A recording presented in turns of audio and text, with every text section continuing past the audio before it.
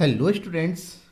भारतीय आर्थिक विकास के में एक बहुत ही इम्पोर्टेंट टॉपिक है औद्योगिक नीति संकल्प 1956, जिसको इंडस्ट्रियल पॉलिसी रेजोल्यूशन बोला जाता है 1956 और शॉर्टकट में बोला जाता है IPR 1956। एक्चुअली में ये हमारा दूसरा नीति संकल्प था।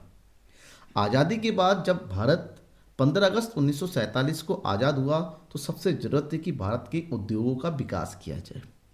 अब विकास ऐसे ही नहीं होता कि जो मर्जी वो करे। विकास करने के लिए योजनाओं की जरूरत होती है, विकास करने के लिए नीतियों की जरूरत होती है। तो उद्योगों का विकास किस प्रकार से हो, इसके लिए भारत की सरकार ने सोचा, कमेटी गठित की और उसके बाद भारत के लिए औद्योगिक नीति बनाया। सबसे पहले औद्योगिक नीति बना 1948 में, जिसका नाम दिया गया औद्योगिक नीति संकल्प 1948। लेकिन वो नीति संकल्प जिसमें भारत को मिश्रित अर्थव्यवस्था के रूप में रखा समझा। उसके बाद इस नीति संकल्प के बाद 1956 में जो है कुछ बदलाव की जरूरत महसूस की। जो 48 से बना है वो हमारे अर्थव्यवस्था के विकास की तीव्र गति को बनाने के लिए वो सक्षम नहीं थी। तो उन्होंने क्या किया, 1956 में एक नई नीति, मतलब उसी को रूपांतरित किया। नई नीतियों के साथ, नए नियमों के साथ बहुत सारे नए नए आर्टिकल उसमें जोड़े गए। तो भारत के इतिहास में भारत के उद्योग के विकास के लिए 1956 की जो औद्योगिक नीति थी सबसे महत्वपूर्ण थी।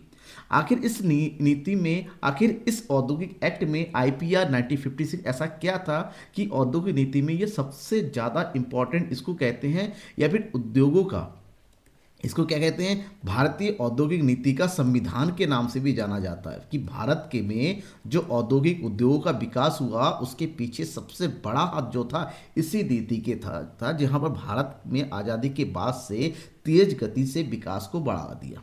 अब एक्चुअली में हुआ क्या, 30 अप्रैल 1956 को भारत के जो प्रधानमंत्री थे उस समय के, लोकसभा में एक नई औद्योगिक नीति का जो है प्रस्ताव रखा, जो कि 1948 के मूल औद्योगिक नीति की जगह पे लेके आया गया। और इसके बाद अभी तक जो औद्योगिक नीति का सबसे मेन मार्गदर्शक या फिर यूं कहे गाइड, आज भी बाद भी अभी तक जो भी नीतियां बनी है वो 1956 की नीति को पालन करते हुए उसी के आगे में कुछ बदलाव के साथ ही बनी। यानी कि ये 1956 का जो IPR था सबसे इंपॉर्टेंट था भारत में औद्योगिक विकास का। और इसमें क्या था, कौन कौन सी चीज़ें थीं, इन सब के बारे में मैं आपको बताऊंगा। बस बने रहना लास्ट तक। और हाँ, जिन्होंने चैनल को सब्सक्राइब नहीं किया बना के रखें, सब्सक्राइब करके रखिए कि भारतीय आर्थिक विकास के हर एक पॉइंट को, छोटे से छोटे बड़े से बड़े पॉइंट आपको इस चैनल पे लगातार मिलता रहेगा।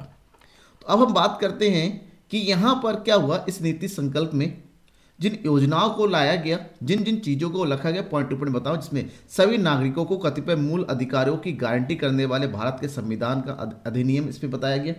भारत के नीति निर्देशक तत्वों को शामिल किया गया। भारत के आर्थिक नीति उद्देश्य के रूप में समाज की समाजवादी व्यवस्था को स्वीकार किया गया।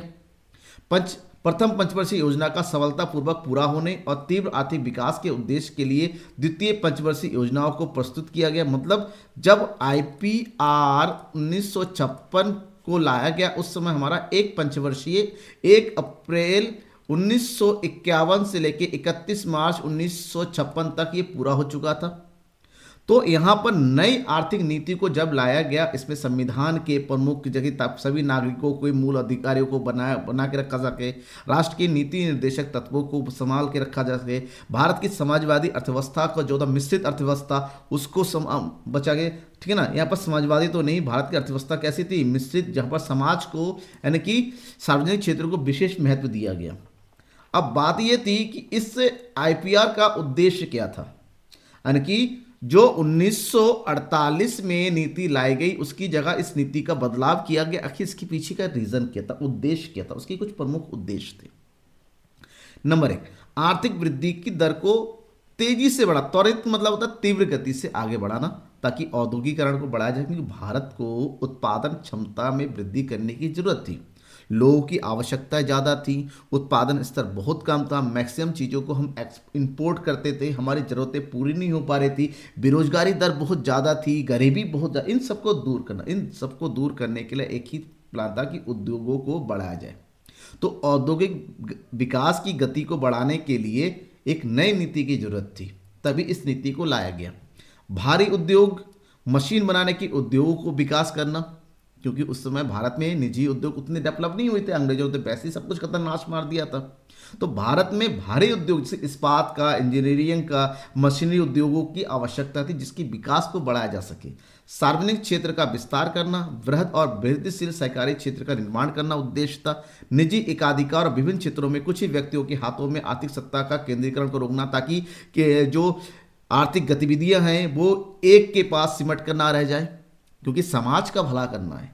समाजवादी सोच रख के निजी क्षेत्रों को आगे बढ़ाना है, लेकिन यह भी ध्यान में रखना है कि एकाधिकार ना हो, कुछ ही संपत्तियों पर एक व्यक्ति का अधिकार ना हो। इन सब चीजों को बनाने के लिए एक नई नीति की आवश्यकता पड़ी, तभी आईपीएन 1956 को लाया गया। अब इसकी प्रमुख विशेषताएं, इस नीति की विशेषताओं में सबसे पहले था यहां पर राज्य की भूमिका को विस्तार से वर्णन की कि राज्य की भूमिका क्या होगी। उद्योगों को वर्गीकृत किया गया, बेसिकली यहाँ पर 3 क्षेत्रों में वर्गीकृत किया, वो जो कि मैं अभी बताने वाला हूँ। श्रमिक प्रबंधन के बीच के संबंध, क्योंकि उस समय प्रबंध और श्रमिक के बीच में असंतुष्टि का स्तर बढ़ता चला गया था, अंग्रेजों ने वैसे ही श्रमिकों के साथ बहुत ही अन्यायपूर्ण व्यवहार किया था, तो दोनों के बीच में क्या संबंध होगा इसकी रूपरेखा तय करना। सार्वजनिक क्षेत्र के उपक्रमों के प्राधिकार और विकेंद्रीकरण भी समीक्षा, किस प्रकार से सार्वजनिक क्षेत्र के उपक्रमों को अधिकार प्रदान किया जाएगा, उसमें किस प्रकार की मैनेजमेंट होगी, इन सब चीजों को इस नीति में शामिल किया। तो पॉइंट इन चारों पॉइंट को हम समझते हैं। सबसे पहले शुरुआत करते हैं राज्य की भूमिका।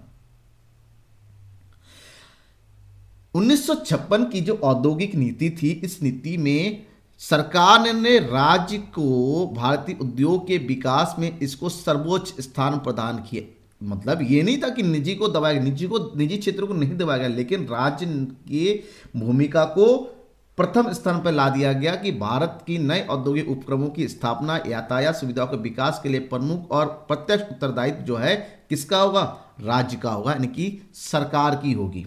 सार्वजनिक क्षेत्र के विस्तार का एक रास्ता ओपन कर दिया कि देश में जितने भी प्रमुख उद्योगों की स्थापना होगी वो राज्य के द्वारा की जाएगी। निजी क्षेत्र अपने हिसाब से जो कर सकती है वो करेगी, और निजी क्षेत्र के ऊपर भी एक विशेष प्रकार के नियमों को लागू किया गया, जिसके बारे में आपको बताऊंगा, जिसको बोलते हैं लाइसेंसिंग सिस्टम। डिटेल से मैं आपको बताने वाला हूं। इस नीति में क्या किया गया, उद्योगों को तकनीक और वित्तीय सहायता का प्रावधान, किस प्रकार से उद्योगों को तकनीक उपलब्ध कराया जाएगा, सबसे इंपॉर्टेंट वित्त किस प्रकार से प्रबंधन कराया जाएगा।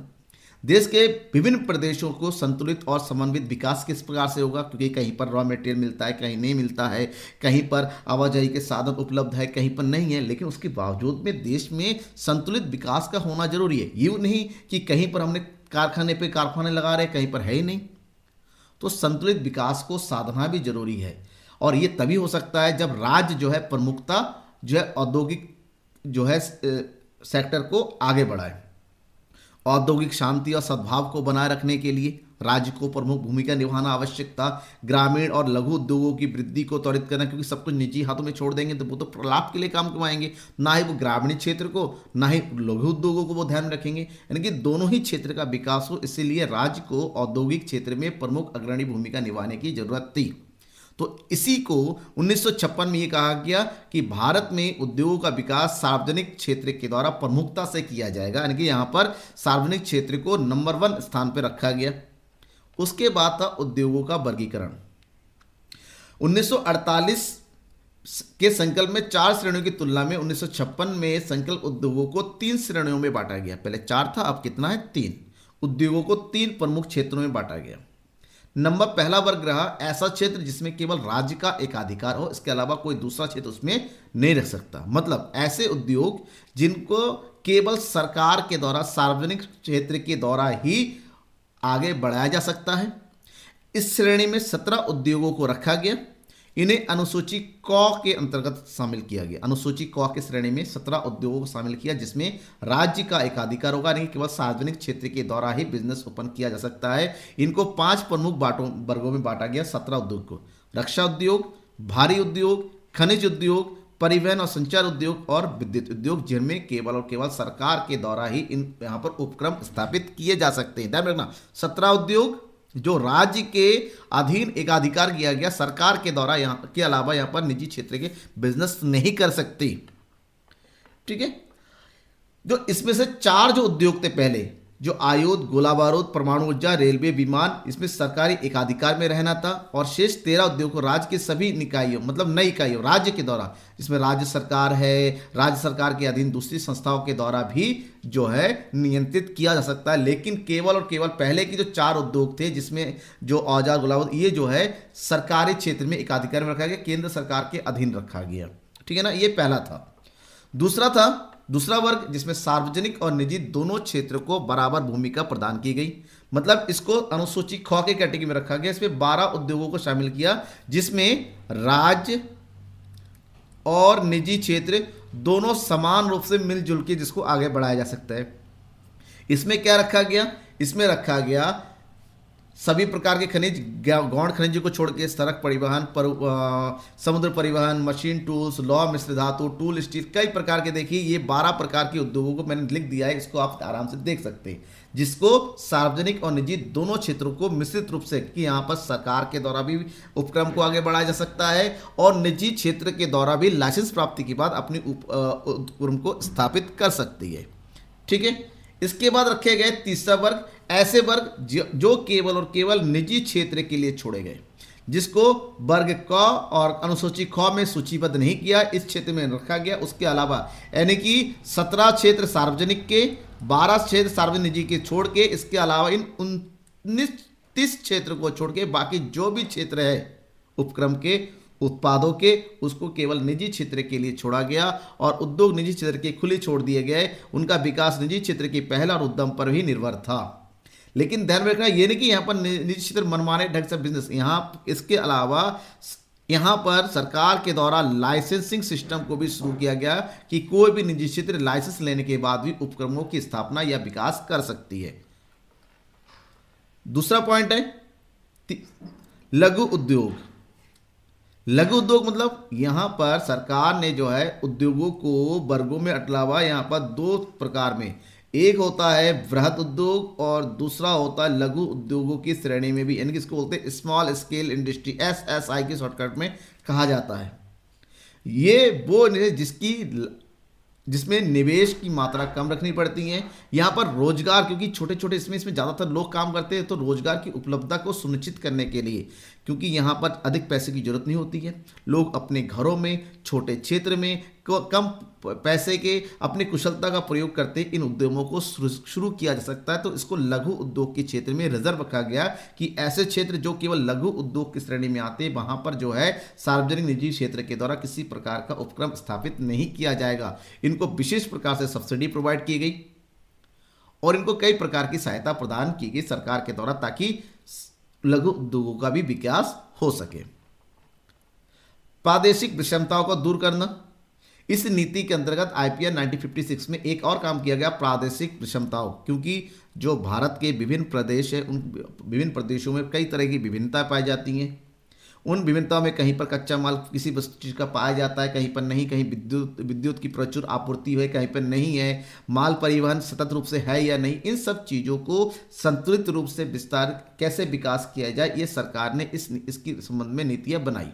मतलब प्रत्येक प्रदेश में औद्योगिक और कृषि अर्थव्यवस्था का संतुलित और समन्वित विकास हो और किस प्रकार से इसके बारे में पर्याप्त नीतियां इसके अंतर्गत बनाई गई। तकनीकी और प्रबंधकीय कार्यों की कमी को पूरा करने के लिए इस संकल्प में सार्वजनिक और निजी क्षेत्र दोनों में प्रशिक्षण स्कीमों का आयोजन किया गया। विश्वविद्यालय अन्य संस्थाओं में व्यापार प्रबंधन, बिजनेस मैनेजमेंट की प्रशिक्षण सुविधाओं को विस्तार किया गया। नए नए कोर्स शुरू कर दिए ताकि एंटरप्रेन्योरशिप, बिजनेस की वैल्यू को, अकाउंटिंग को समझे और तकनीक का विकास हो, प्रबंधकीय स्तर का विकास हो। इसके लिए विभिन्न प्रकार की योजनाओं को बनाया गया। नए नए विश्वविद्यालयों में नए नए कोर्स शुरू करवाए गए और जो कि इसी नीति के अंतर्गत ही शामिल हुआ। जैसे भारत में पहले व्यावसायिक कोर्स बहुत ही कम थे, लेकिन इस नीति के बाद नए नए व्यावसायिक कोर्स को शुरू किया गया।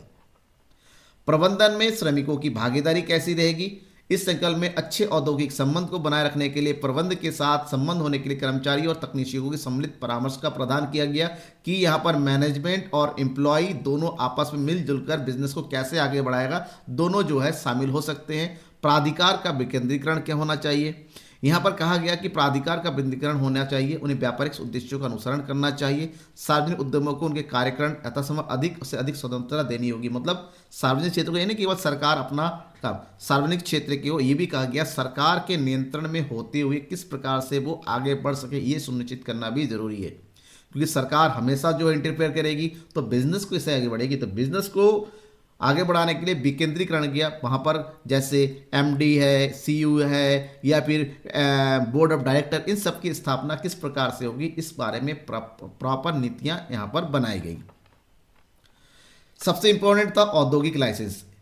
आईपीआर 1956 में सबसे इंपॉर्टेंट काम औद्योगिक लाइसेंस का किया गया, जिसको हम परमिट लाइसेंस राज कहा जाता है। मतलब आपको किसी प्रकार की आर्थिक गतिविधियां शुरू करनी है, आपको दुकान लगाना है, आपको बिजनेस लगाना है, आपको कारखाना लगाना है, आपको एक मशीन की जगह दूसरी मशीन लेनी है, आपको किसी प्रकार का काम करना है, तब आपको क्या करना पड़ेगा, लाइसेंस लेना पड़ेगा। मतलब नए उद्योग को तब तक स्थापित करने की अनुमति नहीं दी जाती थी जब तक सरकार से लाइसेंस प्राप्त ना किया गया। मतलब यहां पर लाइसेंस को कंपल्सरी कर दिया गया। तो कहीं ना कहीं ये जो है सार्वजनिक क्षेत्र के आगे बढ़ने में और निजी क्षेत्र को पीछे धकेलने में अहम भूमिका निभाई। अब इसका एक साइड इफेक्ट ये था कि लाइसेंस कौन देता था, सरकारी अधिकारी। अगर किसी व्यक्ति को अपने कारखाने में 2 नई मशीन लगानी है तो उसके लिए सबसे पहले सरकारी दफ्तर में जाना पड़ेगा, वहां पर वहां पर जो है फाइलें लगानी पड़ेगी, फाइलें लगेंगी, वो फाइलें कब पास होंगी, कब मशीनें होगी, पता नहीं। मतलब लाइसेंस राज में सरकारी प्रभुत्व को निजी क्षेत्र को दबाने के लिए लगा दिया गया। लाइसेंस ने ऐसा काम किया, निजी क्षेत्र का विकास हो ही नहीं पाया। छोटे बड़े लोग तो पैसा जैसा दे के, क्योंकि करप्शन तभी आया जब लाइसेंस आया, क्योंकि लाइसेंस को जल्दी निपटाने के लिए पैसे दिए जाने लगे। ऐसे में जिनके पास पैसा था वो अपने जल्दी लाइसेंस ले लेता था, जिनका पैसा नहीं था वो ऐसे दब के रह जाता है। निजी क्षेत्र का विकास इसीलिए उस समय नहीं हो पाया क्योंकि लाइसेंस में धीरे धीरे यहाँ पर करप्शन का बोलबाला होता चला गया। मतलब क्या होता है, यहां पर यह भी हो गया, अगर कोई उद्योग पहले से ही है तो उसको अगर उत्पादन का विस्तार करना है या इसमें विविधता लानी है तब भी लाइसेंस लेना जरूरी हो जाता था। ठीक है, जैसे आज के टाइम में आप दुकान खोल रहे हो, आपने 10 बाई 10 का दुकान खोल लिया, दुकानदारी अच्छी हो रही है, आप 20 बाई 20 कर दो, फिर दुकान 30 बाई 30 कर दोगे तो आपको कुछ नहीं, किसी से कुछ नहीं पूछना है। लेकिन वहीं पर अगर लाइसेंसिंग सिस्टम होता तो इस सब कामों के लिए पहले आपको सरकारी दफ्तर का चक्कर लगाना पड़ता, लाइसेंस लेना पड़ेगा, तभी आप ये काम कर सकते हैं। मतलब आप एक पान का खोखा भी लगाएंगे तब भी आपको पहले लाइसेंस लेना पड़ता था। लेकिन अब ये चीज़ें नहीं है, क्योंकि 1991 में लाइसेंसिंग सिस्टम को पूरी तरीके से खत्म कर दिया गया।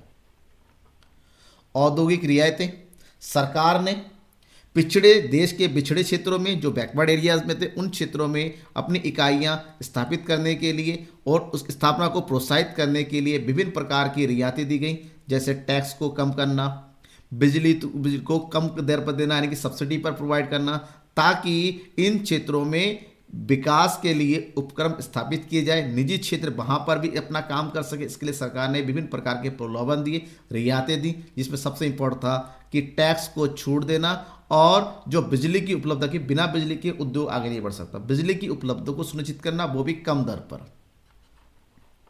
ठीक है, लेकिन जैसे कि मैं बताता ये 1956 है, इससे पहले भी हमारा सबसे पहला जो औद्योगिक संकल्प था, औद्योगिक नीति संकल्प 1948 में लाया गया था। इसी नीति में भारत को मिश्रित अर्थव्यवस्था यानी कि मिक्स इकोनॉमी के रूप में स्वीकार किया गया। यहां पर लघु और कुटीर उद्योग को आगे बढ़ाने के लिए विशेष महत्व दिया गया।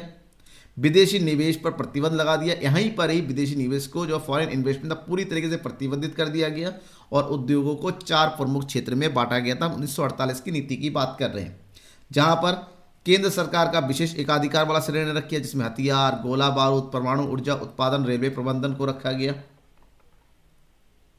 नया उपक्रम केवल राज्य द्वारा स्थापित किया जा सकता है, जिसमें कोयला, लोहा, इस्पात, विनिर्माण, राज्य जहाज, टेलीग्राफ में सरकार द्वारा विनियमित करने वाले उद्योग रखे गए बुनियादी महत्व और निजी उद्यम, व्यक्ति, सहकारी समितियों के लिए खुला रखा गया शेष।